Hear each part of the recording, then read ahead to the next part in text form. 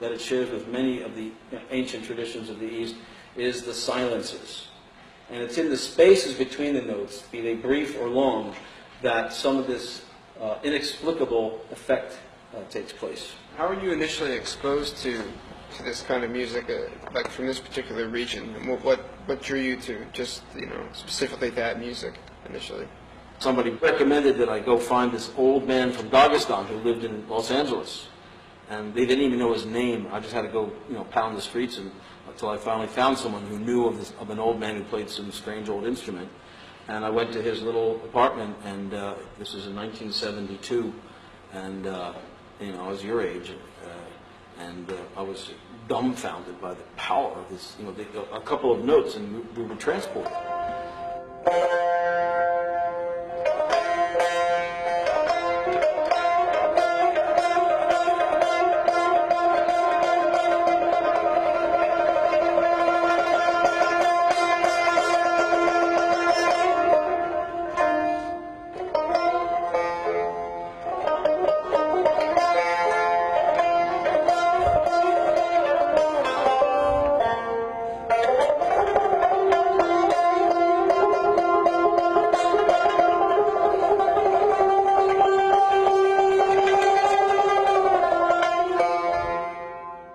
That's muğam, and it's monophonic, it is modal, it is microtonal, it is meter-free, it has improvised compositions, and it's highly ornamented.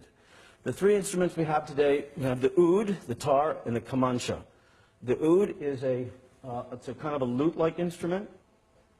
Its origins are from Central Asia and Persia. It was called the barbat.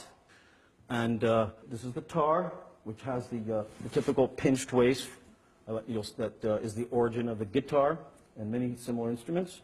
And then the kamancha is right here. The purpose of this music is to take your ordinary human animal consciousness and throw it into some transcendental state of mind where instead of being narrowly focused on the struggle of survival, and imagine life thousands of years ago when this music first began to burgeon forth. Life was incredibly difficult and dangerous, and every now and then people had to take a break from the strain of just surviving, and they craved transcendental states of mind. So this is the legacy that has arrived in the modern age, and they wanted music to be a form of, what did you say, meditation, almost like the idea is a transcendental experience where you leave your earthly cares behind and you go soaring off into some ethereal cosmic space.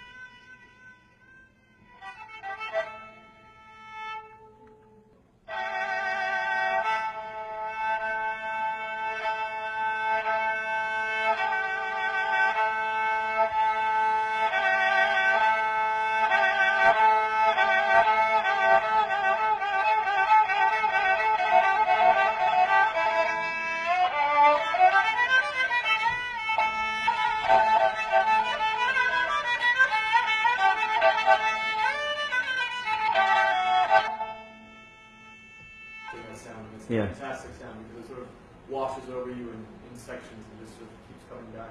Very nice. Thank you. It's a good sound. Thank you. 3 reasons why it was worth coming from Cherry Hill, New Jersey to Boston on a snowy day. What makes Muğam special is because it's in Azerbaijan. It's the Azerbaijani variant of Eastern art music.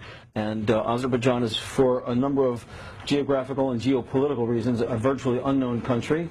And not because it doesn't deserve to be known. It's got an ancient history and a rich culture. It's just where it is, and it's in the Caucasus. And the Caucasus is a kind of a mystery spot in the globe.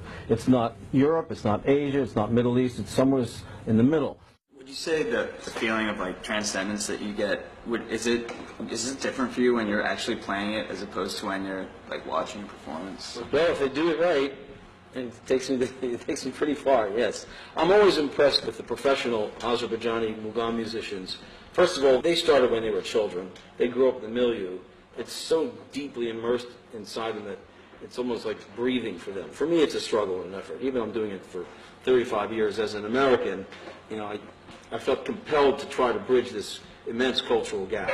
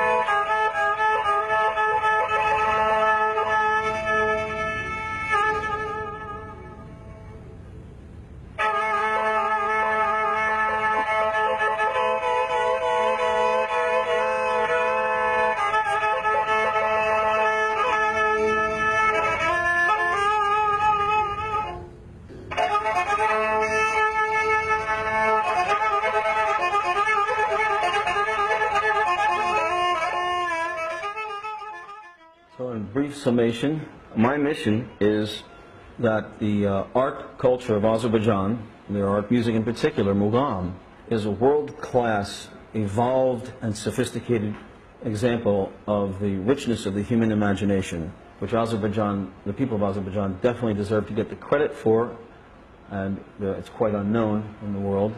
And at the same time, the world deserves to have Azerbaijan spiritual riches.